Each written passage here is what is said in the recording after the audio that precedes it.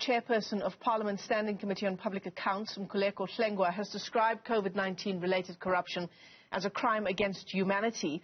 That's as the SIU revealed that former Health Minister Dr. Zweli Mkhize could face criminal charges for his alleged role in the awarding of the 150 million rand Digital Vibes contract. The SIU report was handed to President Cyril Ramaphosa, but is yet to be made public. We're told the President is mulling over the report and is in contact with those who have been implicated insofar as making that report public is concerned. Scopa Chairperson Mkhuleko Hlengwa joins us now. He's on the line to us from Durban this morning. And I think, so many South Africans would agree with the kind of looting that's been described by the SIU at that Scopa hearing just yesterday. It's nothing short of a crime against humanity.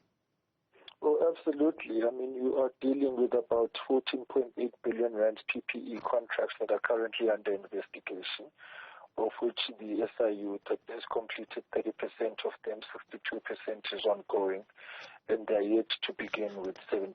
But on top of that, these investigations are costing us 351 million rand so far to actually do. Mm-hmm. And 1.39 billion rands of them have been referred to the special tribunal. So that summary indicates to you the extent to which the corruption took place. And it's tragic that in the midst of the biggest healthcare crisis of our lifetime, you had people finding opportunity to actually loot. I do want to, on behalf of the committee, commend the work that the SIU has done. We fundamentally believe that they are doing an excellent job in unearthing and uncovering this corruption, and we are hopeful that the NPA will take up the baton when it comes to the prosecutions to ensure successful prosecutions, because consequence management has to become central to the fight against corruption. And finally, of course, with the fact that we want prosecutions that run in tandem with recoveries for the state. So we do want the money that have been lost to actually be recovered, and that's why the freezing of assets and accounts that the SIU has been doing is a top priority for us at this point in time as we try and push back on this crime against humanity that has taken place. Mr. Hlengwa, you've given us a lot of numbers, a lot of shocking numbers this morning. I want to just go back to one or two of them again. Did you say 14.8 billion rands worth of PPE corruption is under investigation? That's absolutely correct, yes. That's what the SIU is busy with. And of course the number is bound to escalate because the investigations continue.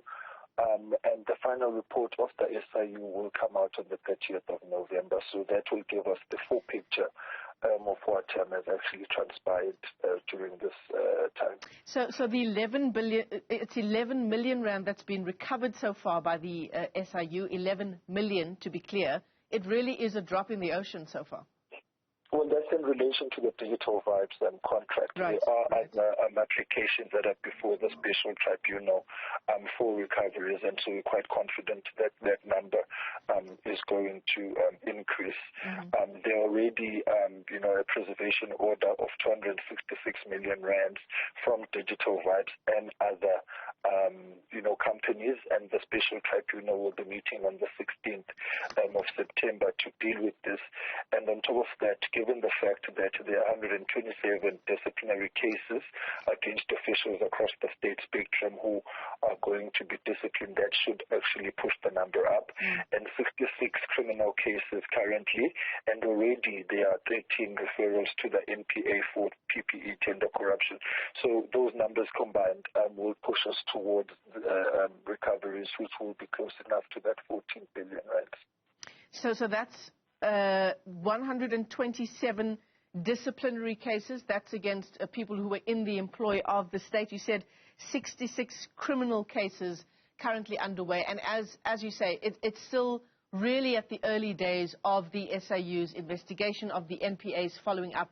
Those numbers of the people who are actually physically held to account, hopefully they will go up exponentially as well. That's correct. So this is a work in progress. What we had decided to do was that we needed these periodic updates to make a determination as to whether progress has been made or not, and to make a determination as to how Parliament can assist. So really there will be a parliamentary intervention to ensure the fast tracking of these 127 disciplinary cases, because some of them are actually not moving. So I'm sure by the end of tomorrow the letters I would have signed off on dispatch to all of them, giving them 14 days to provide explanations as to why these cases are not moving. So some are making progress, some are not. Some are from as far back as last year already. So there is a hope in certain quarters, we believe, of people thinking that they can just look away and that these things will not be dealt with. So these periodic updates enable us to make these necessary interventions to beef up the work of the SIU, but also to exert the necessary pressure on other state institutions like the NPA and the Hawks to ensure that there is progress and that these cases are actually going on to the court roll. So it's very, very important also to emphasize that we have directed that there be strengthened cooperation between the law enforcement agencies for the pooling and sharing of resources to maximize on the output, positive output and impact of the investigations taking place, and that is actually going on quite well. Let's hone in just a little bit on some of what the SIU had to say in Parliament yesterday, insofar as the awarding of the Digital Vibes contract is concerned. So according to the SIU, the Bid Evaluation Committee actually scored Digital Vibes 100% on each of the criteria, and that's despite the fact that it had only 1 year of experience. Second to that, the Digital Vibes company quoted 141 million rand for the work that was needed to be done, compared to the second bidder, which quoted 69 million. So effectively 104% more than the second bidder was quoted by Digital Vibes. And I want to note these issues because they are issues of process, aren't they? And, you know, it takes us back once again to the murder this past few weeks of Babita Deokaran, senior official in Gauteng Health. She was working quite closely with the SIU. She was a whistleblower for widespread PPE corruption. And she talked in WhatsApp messages to another organization. She talked about the fact that there are processes in place, but there is a concerted and criminal element operating in our government, bypassing those processes. No, that's absolutely correct. Let me convey condolences once again to Babita's family and thank her for being a champion of the fight against corruption. And it's regrettable that the patriotic duty that she performed resulted in her being killed, and we hope that the investigation will move with the necessary speed and urgency to bring book those who actually have performed this heinous crime. And the assurances that we've been given by the SIU as we've been actually dealing with these matters need to be matched with, a greater concerted effort amongst the law enforcement agencies for the protection of whistleblowers. So the point about process, yes, that's absolutely correct. These things about process, everybody who's in the state's employ knows exactly what it is that they're supposed to do. The PFMA is very clear. The National Treasury guidelines are very clear, but there is a deliberate attempt to undermine and to bypass those processes for the purposes of looting and stealing and corruption.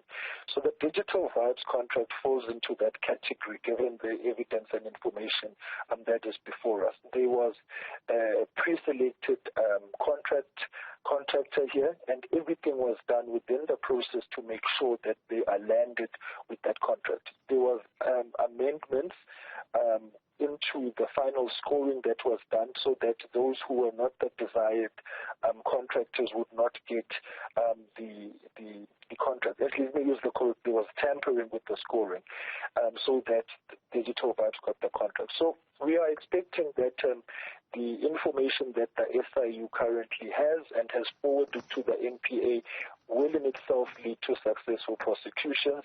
And this is, of course, including but not limited to the allegations against the former minister himself, whom we believe must be held to account, and that the NPA is duty-bound to further investigate the allegations. allegations against him. So the entire digital VAP contract actually is fraught with corruption. It was a process deliberately engineered to be corrupt. Mkhuleko Hlengwa, let me thank you for your time this morning. He is the chairperson of the Standing Committee on Public Accounts. The SIU was in Parliament yesterday giving an update on its investigations to recover looted funds insofar as PPE corruption is concerned. 14.8 billion rands worth of PPE corruption is currently under investigation by the SIU.